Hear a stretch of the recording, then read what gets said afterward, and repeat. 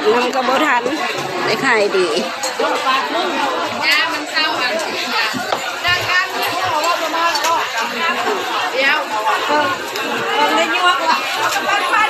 เพียง5 หม้อเบิด3 หม้ออะไร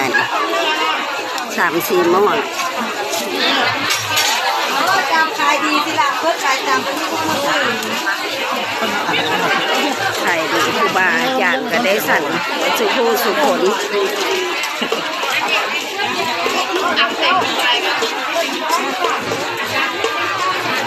าเด้อเอารถ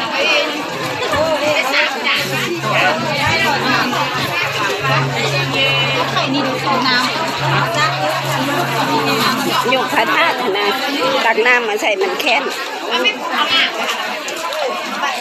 ตักน้ำเสร็จพวกงานทุกท่านน่ะยักหลายๆเขาลงไม่ได้เอาเทศเถื่อนน่าคือจะแบบนี้เด้อวาซาบ่ได้กินไหมแล้วมาวัดผิด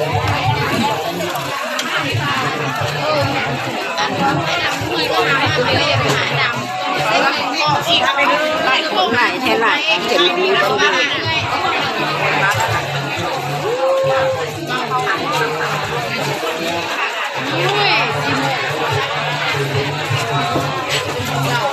แล้วก็คุณยังสั่งคุณยังเงินก็เอาคุณยังเบาอยู่เนาะคุณโบสั่งพระเดาอ่ะ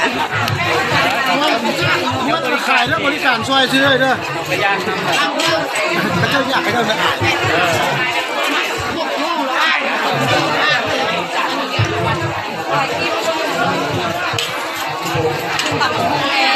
เอารถมักตัวใดเก่า